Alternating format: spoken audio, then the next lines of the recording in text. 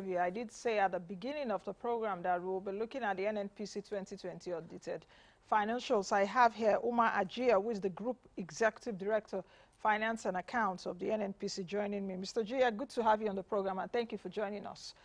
Good to have me, Nancy. Thank you. All right, let's get started. President Buhari announced, I think on the 26th of August, that the NNPC made a profit, first time in its 44 years history, a profit after tax of 287 billion naira. Most Nigerians doubted this information. Some, greeted that information also with doubts. I would like you to perhaps explain, how this really came about. Then we can take it up from there. Thank you very much, Nancy. There's nothing doubtful about it. This is an audited financial statement audited by 3 international audit firms. What really happened was that, yes, we know also that 2020 was a COVID year, which was characterized by demand destruction as well as price collapse for oil businesses. But what Mele Kyari's administration did was to focus attention on cost, because profitability is driven by revenue less cost. So since we cannot change the price and volume variables, we had to do something about cost. So it's a consequence of financial prudence and operational efficiency. And this is also tied to his STEP agenda of transparency, accountability, and performance excellence. If you recall that in 2018, the corporation made a whopping loss of 803 billion naira. Mm-hmm. And subsequent year, that loss level was reduced drastically to 1.7 billion. And in 2020, we now crossed the bar to 287 profit. So it's a consequence of that financial prudence, driven mainly by a number of factors. One is the cost optimization drive. 2 is the renegotiation of existing contracts for discounts. Thirdly is the automation of the business processes across the value chain. Today, I can confirm to you that NNPC is more or less a paperless organization. That in itself, automation, which was more or less rekindled by the COVID realities, made us to conduct meetings online, and which has drastically reduced our cost of travel and operations. To interest you to note that under the lockdown, while we were in separate offices and sometimes in our homes, we raised $1 billion loan facility for the corporation in order to up the federation revenue during those months where the revenue inflows were becoming tight. So in addition, the NNPC had to liquidate a number of joint ventures which were not bringing value onto the table. And at the same time also we exited some uncommercial business and contractual relationships. So these are the real factors that saw us to profitability. Yes, of course, there was a write back in addition, which related to a deferred or more or less impaired revenue that should have been recognized in previous year, but it had to be recognized in the year in which that becomes a reality or a receipt. That is in accordance with the financial reporting standards guidelines. So this is really the crux of the matter. There's no magic about it. It is sheer financial prudence that brought us to that level. Okay, and I have the Oga here to talk about it with me. We'll come back to a few of the things you have said, because I was noting down what you were saying. We'll come back to that later. But why do you think that Nigerians still doubt this? Is it perhaps because of the inadequacy of information? Because even over the years, even before Kyari's days, the NNPC is seen as this opaque, institution. Even to get you people to talk is wahala, you know. So why do you think that many Nigerians are not, perhaps don't believe it? Is it the inadequacy of information, and perhaps this financial system, financial statement released, like, okay, NNPC have just cooked the books, one kind, just to make us feel good, or that the president is the minister of petroleum, you know? No, far from that. I think in a way you are right that perhaps we have not been open enough with information. In the past, the accounts were actually audited in all those 44 years, but they were never made public. So because NNPC itself today, the GMD is a member of the board of NIT, and NNPC today is also a member of IT, the international arm of NIT. And also because of our transparency and accountability agenda, that we needed to be transparent to Nigerians, there's nothing to hide for Nigerians with respect to their national company. And that's why we began to publish the accounts of 2018. At the time when we took over, we concluded those accounts and published. We also did 2019 and now 2020. So those are the 3 years audited financial statements which we signed up to, which we publish, and which we are ready to be held accountable to. And so that's what you are seeing in our website. And that's why perhaps because Nigerians are not used to the disclosure because of the heavy losses in hundreds of billions of naira in the past, now we are saying to Nigerians, this is the plain truth. This is the true state of affairs of your national company. But we promise you we are moving it from that loss-making level to a profitable position. And that's what we have done. Mm. About, I know you talked about 2018, 2019. But is this the first time that NNPC is making a profit? You know, because I actually did talk about it with you earlier in terms of, and it's also in the media, 111 billion naira or so in 2017, I guess. So I want you to explain that, because there's been so much confusion, you know, in the news. Yes, there's a figure like that in the 2017 accounts, but in reality, that is a reinstatement of prior income that could not be or was omitted in the 2016 accounts. And if you also check, you will find that the 2016 accounts were a big loss of 119 billion.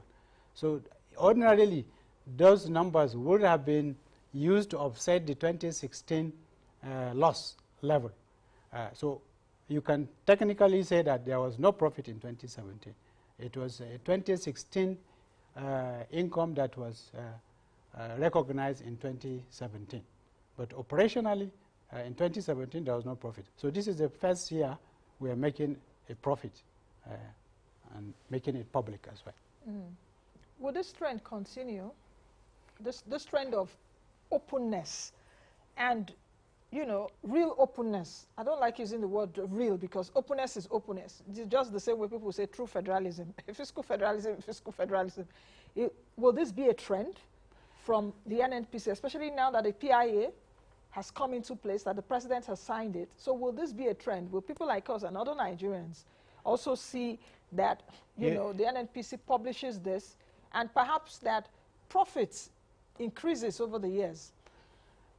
Yes, for sure, Nancy, because as I told you earlier, we are a sitting board member in NIT. We are also a member of EITI. There is no way that NNPC, having set the threshold of publishing the accounts starting from 2018, will not disclose accounts going forward. Whoever is the succeeding group managing director will have to ensure that that happens. With the PIA, it becomes much more mandatory, because you are now moving into a CAMA company. By the provisions of CAMA, you must also disclose the accounts to your shareholders, so that they will judge you whether you are performing positively, and if you are not performing, then they have the right to fire not only the board, but the management of the company. So we only see that also in terms of profitability, there is no way you will see one set of management moving a company from negative of 803 billion to a profit level of 287 billion, and for you not to aspire to protect that trajectory. Otherwise, the shareholders will come after you. When you were talking earlier, you also mentioned impairments. I would like to expatiate on that, because we do know that when you talk about impairment, at least for those of you that are accountants, is when a company declares that an asset is valuable. When hitherto before, it was like a liability. So I want you to really explain that. Which assets became like valuable, or which assets did you start? No, these are not assets. The financial reporting standards entails that you will not recognize revenue or income if you have no certainty of receiving that income. Okay. So what has happened in this case, therefore that amount was impaired, even though it was a genuine revenue earned by NNPC or MPDC, its subsidiary. So when now the certainty of earning that revenue or collection of that revenue became real, then the standards allowed us to recognize that in the accounts, and so the right back. Okay, I'm interested at this point to know what the drivers of that profitability is. Since you've explained, at least you've given us a background information of this is what NNPC declared in 287 billion naira PAT. What are the drivers of that profitability? How were you able to get that, especially in a pandemic year when a lot of us many of us, or the whole world was on a lockdown, really, when oil price itself almost went into the negative territory. People were, giving people money to even buy oil. So what are the drivers of this profitability? You know, also the impact of COVID actually on it hits, but usually in oil price it comes. The impact comes almost at the later part of the year. But the reality is that it's not the profitability is not driven only by that impairment right back, but fundamentally by the sheer financial prudence embarked on by GMD and his management team. First of all, cost was optimized across the group. So nobody spent beyond certain percentage of his income. That no SBU did that. And also, there is what we call funds management, whereby you cannot spend a percentage of your face budget until, in addition, we cancelled all minor FX, minor CapEx purchases. But most importantly is that we renegotiated all contracts for discounts. And because contractors have seen the reality, the economy, global economy is in glut. So even steel prices are falling. Therefore, you must also give us discounts, and we got that. In addition, we had to more or less liquidate joint ventures that were not bringing value to the group. On top of that, we rescheduled debt for longer tenure and cheaper pricing. Finally, we automated our business processes. And in the course of that, we saw massive savings. So COVID brought one advantage with it, the digital transformation. And therefore, we could meet with anybody in any part of the world at any time online. And that's what I said. We had raised $1 billion during COVID lockdown with no one traveling anywhere. Okay, so the $1 billion, I don't understand. Can you come again? The $1 billion was saved because you didn't travel, the staff didn't travel? We raised a facility, a loan facility. Okay. But ordinarily, you are raising a dollar debt abroad. You would have been going there for negotiations and endlessly. But we didn't do that. So there were significant savings in terms of travel costs, not only in relation to the financing, but all other contracting businesses with our partnerships. We never had to travel anywhere. So you did that digitally? digitally, that's right. And above all that, the biggest enabler for this profitability is really lack of interference from Mr. President and Mr. Vice President.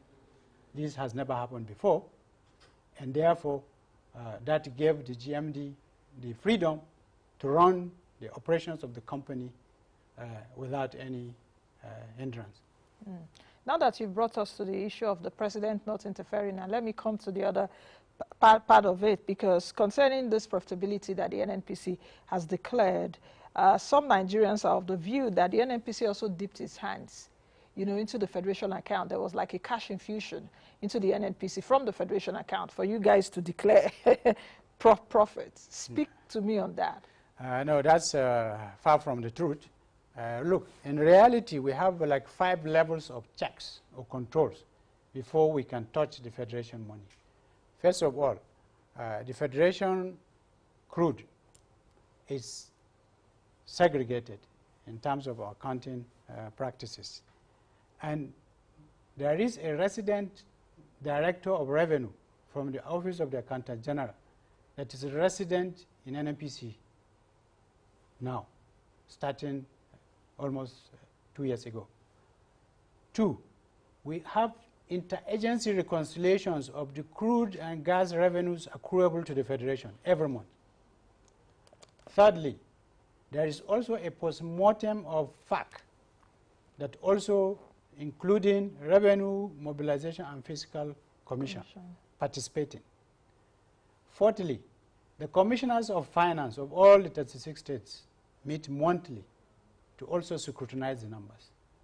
On top of that, the Auditor General of the Federation scrutinizes our books and reports to the National Assembly.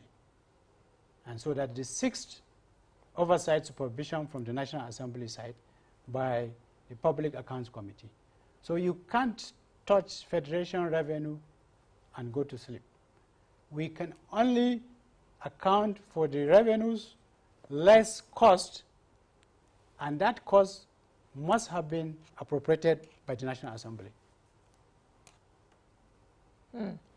Now let's, I heard when, of course I asked you the question earlier about what made the NNPC profitable at this point, and you also mentioned that you know, you liquidated some things, you saved costs and all of that. Would you kindly explain like some of those things, which part of your assets are profitable and which areas of losses were also incurred, as it were, that from a finance standpoint where you say it, you'll be able to advise to say, okay, I think we're doing well in this area, perhaps we can continue in this area. This area is not giving us money, whether we should shut down and all of that. You made mentions of it, but I want you to you know, explain that further, as well as talk to Nigerians where losses are being incurred, because I know your NPDC also, yes, NPDC, and even the gas company component of it.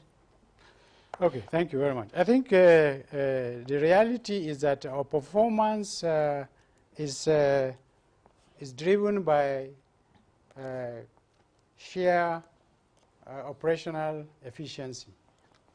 But the most profitable or viable businesses we have in the group are in the upstream, covering oil production, engineering, companies like MPDC, like NETCO, like IDSL, followed by the gas companies, NGC and NGMC. These are gas processing and marketing companies. Of course, also in the refineries is the loss-making area, and that is deliberate, because ab initio, we were sending crude to the refineries in spite of huge costs. The output was far, far less than the value of the crude we were sending. So it amounted to value destruction for the Federation. So we said that has to stop until we get approvals to rehabilitate the refineries completely, and at the point where they can operate sufficiently at a nameplate capacity that not only recovers costs of production, but makes an income. So what we also did was to actually, in the meantime, not rationalize, or optimize the workforce in the refineries to other areas of the business, such that the cost level at the refineries is reduced until rehabilitation is completed. On top of that, in the upstream, we also launched, through the Minister of State, the NUCOP agenda, which was aimed at reducing the cost of producing oil and gas in the country from the 30s to 20s, and now we're heading to less than $10. Oh, okay, because I was also coming to that, because I heard the GMD of the NNPC, Mele Kyari, that was in 2020, before it was shut down, talking about, there was a roundtable which I was part of, talking about the cost of production. And it was like it was in the 30s, that it's your view to bring it down to, you know, the lower 10s. So is that where we're heading to right now? Absolutely. Okay. Now, you talked about the refineries, and let me come to that, since it's the loss-making area. The government, the NNPC, has spoken, even Minister Silva has also spoken on the rehabilitation. Which word should we really use? Is it rehabilitation or turnaround? I need a clarification. It's rehabilitation. Turnaround was like more or less the cosmetics maintenance that was being done before, which also was never done regularly.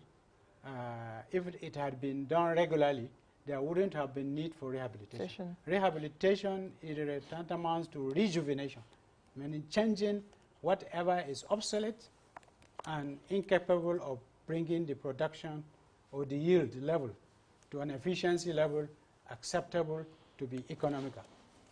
Okay, so I needed us to clarify that, because you know those two words are always there in the media, either rehabilitation or turnaround, and people don't know which one is which. I don't know if it's that of a technical language, but where I'm going to really is the rehabilitation of these refineries, Port Harcourt, Warri and Co.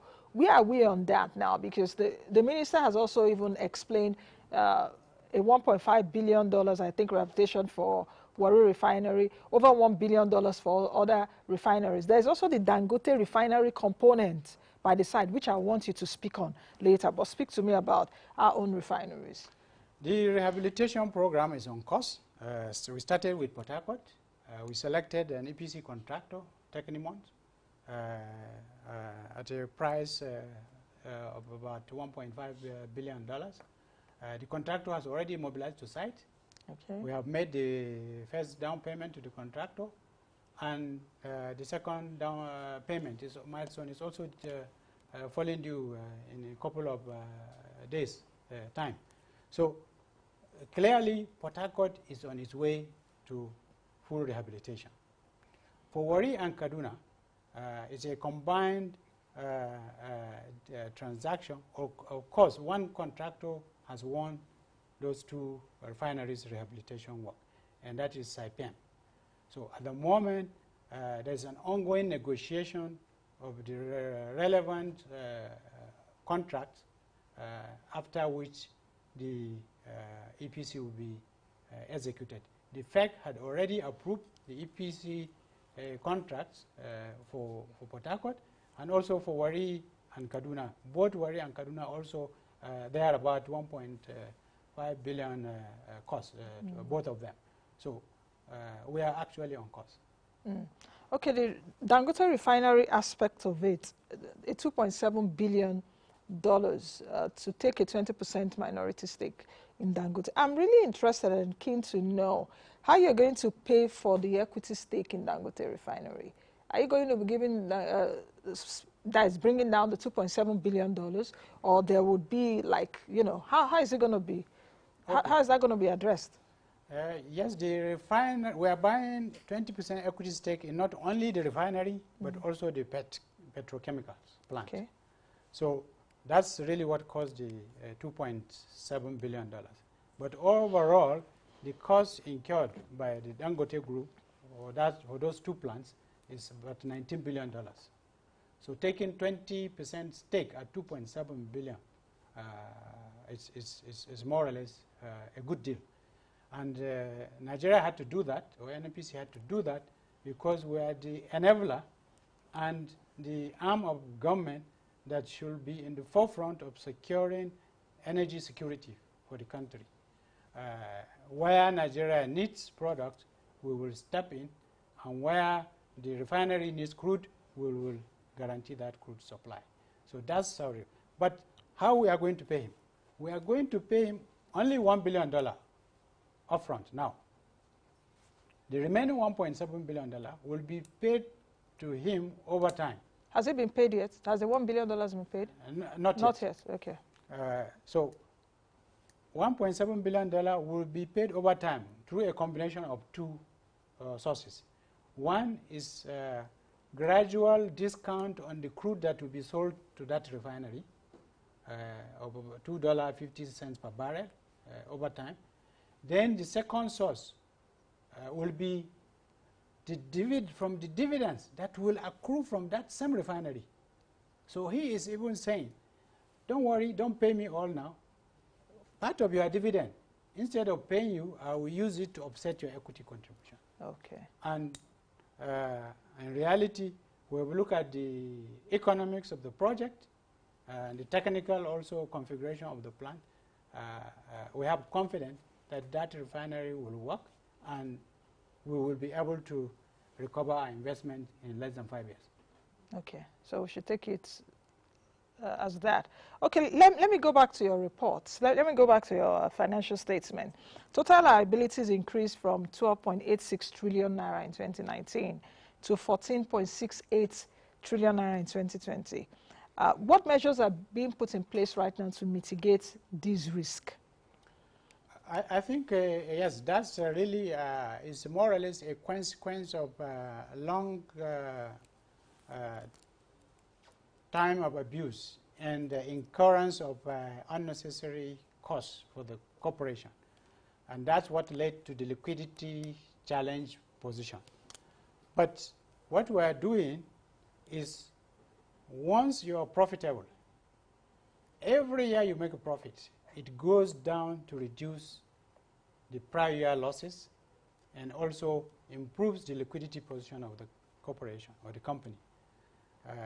Our cost optimization drive, our debt recovery drive, because actually a lot of funds are being owed to NNPC by the Federation.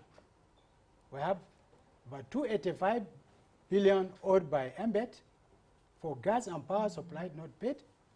We have about 275 billion of subsidy paid, of which we haven't recovered, and a couple of other debts that we have not been able to recover, because we can only recover when they have been budgeted and appropriated by the National Assembly. So with these drives and our operational efficiency through automation, through cost control, through what we call cost-to-income ratio, which says you cannot spend more than a percentage of your revenue as an SBU, that is what will get us out of the liquidity quagmire. Mm. I'm interested because I know that the NNPC, and you are here to clarify, the NNPC, you know, when you export crude, the refined petroleum we use, that's the petrol we use, is like you swap or a crude exchange for petrol. Is that what is happening? Yes, typically that's what we call DSDP, direct sell, direct purchase. So we give them crude and they bring products, value for value. And when we bring the product, we sell the products, the PMS in particular, that's the one that actually is under the DSDP program. It is the process therefrom at the control price that is still prevalent now. It is that what we call the domestic crude value, which essentially will not be fetching you the actual value of the crude because you are selling the product at a discounted price.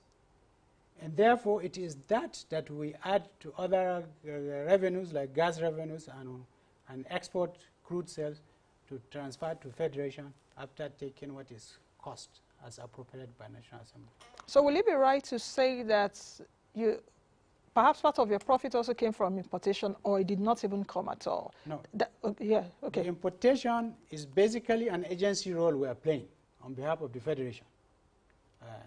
We buy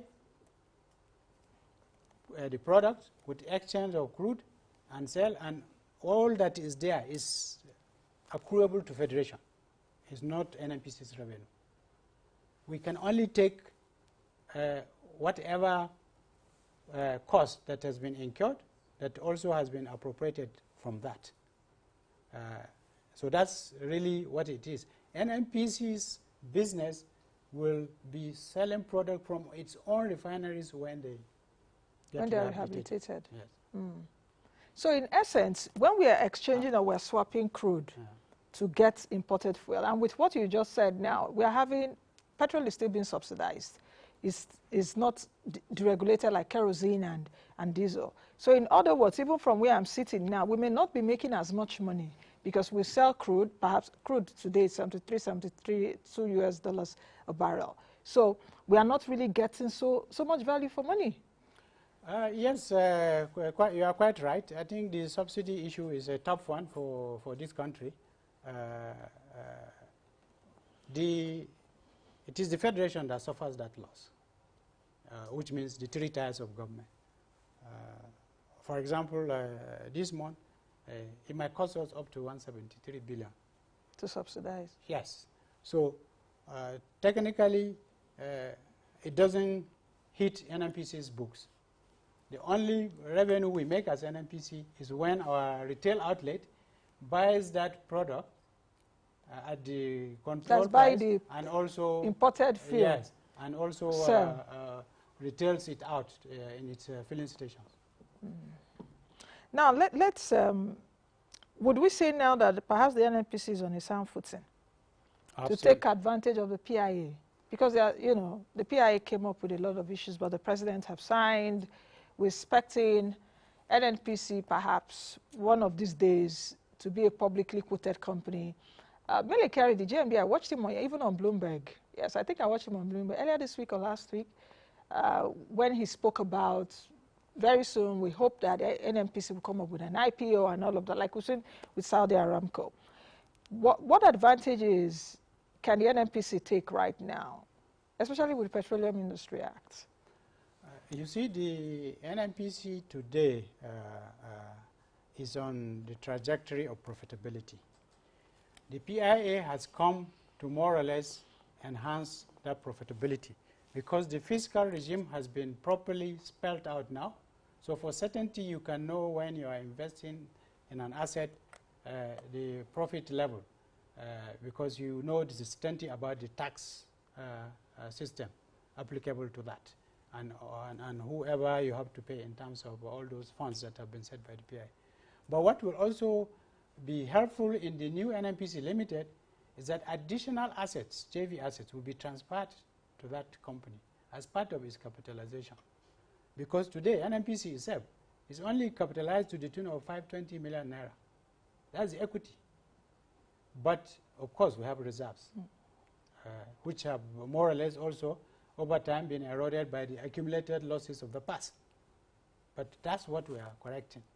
And NNPC Limited cannot be a loss-making entity. It is regulated under KAMA, and therefore the shareholders, which will be Nigerians, will hold that company board and management responsible for dividends.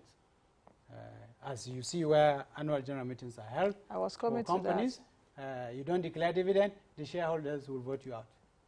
They will revolt. So when is this likely to happen? Perhaps when dividends would likely be declared. So you see, you already haven't even incorporated the entity. 6 months time, God willing, the committee will have incorporated the company. And then the process of sharing the existing assets of the corporation and liabilities will happen. What will move to the new company will move, and what will not move will be dealt with appropriately by government. But that new entity will have additional assets that will see it recapitalized, and therefore there's a 12-month window Mr. President has given to the committee to see this to fruition. So we're hopeful and the caliber of people in that team will deliver as promised by Mr. President. Thank you very much, Mr. Ajiya, for coming. Thank you very much, Nancy. On the program. Pleasure. I hope at least we've been able to, you know, tighten some loose ends. And we hope also, Nigerians are hoping that the NNPC will be more open, since this is the trajectory now. Absolutely. And be available to explain a lot more when things seemingly get, you know, confusing. So thank you very much for coming. Thank you very much. All right, I've been speaking with Umar Ajiya, who is the Group Executive Director of Finance and Accounts at the NNPC. That's the show today, so it's a wrap. Thank you all for being a part of the program today, and indeed, this week from Monday to Friday. Please join us again on Monday, God willing. I'll be here. Be the best you can be and be the change you want to see. I am Nancy Naji. Have a fantastic weekend, everyone. Bye now.